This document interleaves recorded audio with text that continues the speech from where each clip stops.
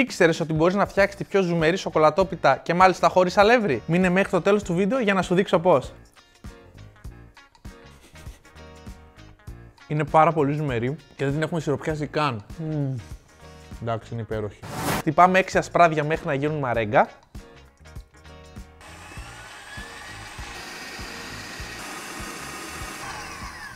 Η μαρέγκα είναι έτοιμη. Εννοείται μπορείτε να κάνετε την ίδια διαδικασία με μίξερ χειρός. Αδειάζουμε τη μαρέγκα σε ένα μπολ. Στον ίδιο κάδο του μίξερ θα ρίξουμε 6 κρόκους, 200 γραμμάρια ζάχαρη και χτυπάμε μέχρι να σπρίσει το μείγμα.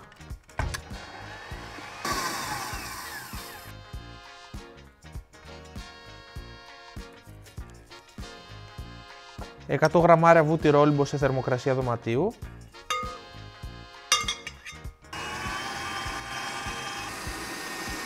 Μία πρέζα αλάτι, μία κουταλιά της σούπας baking powder, 50 γραμμάρια κακάο.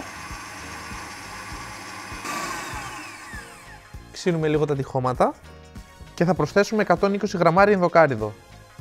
Ανακατεύουμε και ήρθε η ώρα να ενσωματώσουμε τη μαρέγκα.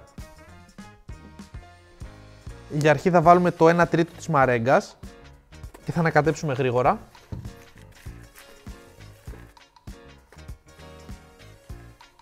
Και με απαλές κινήσεις από πάνω προς τα κάτω θα ενσωματώσουμε και την υπόλοιπη. Περιττό να πω ότι μυρίζει απίστευτα, το ενδοκάριδο ειδικά. 20-30 εκατοστά λαδωμένο ταψάκι και θα αδειάσουμε μέσα το μείγμα.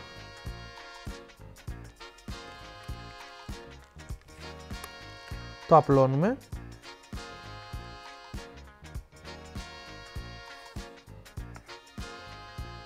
Ψήνουμε σε προθερμασμένο φούρνο στις αντιστάσεις στους 180 βαθμούς για περίπου 30 λεπτά. Η σοκολατόπιτα είναι έτοιμη. Την αφήνουμε να κρυώσει τελείως. Πάμε να φτιάξουμε το γλάσο. 100 γραμμάρια κουβερτούρα, 50 γραμμάρια γάλα ζωής όλυμπος, σκεπάζουμε με μεμβράνη και λιώνουμε στα μικροκύματα. Αν δεν έχουμε μικροκύματα, σε μπεν μαρί. Το γλάσο μας είναι σχεδόν έτοιμο. Θα ανακατέψουμε. Το ρίχνουμε πάνω από τη σοκολατόπιτα. Εντάξει, νομίζω δεν έχετε δικαιολογία για να μην το φτιάξετε. Και τώρα θα το αφήσουμε να κρυώσει τελείως. Κοιτάξτε πόσο εύκολα κόβεται.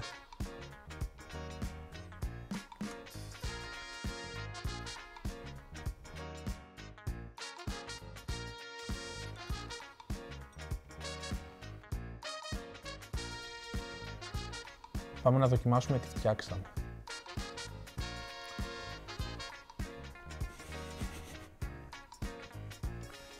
Εντάξει, είναι απίστευτο. Είναι πάρα πολύ ζουμερή και δεν την έχουμε σιροπιάσει καν. Το παγωτό βανίλια την απογειώνει. Εντάξει, είναι υπέροχη. Κάνε like άμα σου άρεσε το βίντεο και άφησέ μου μια καρδιά στα σχόλια.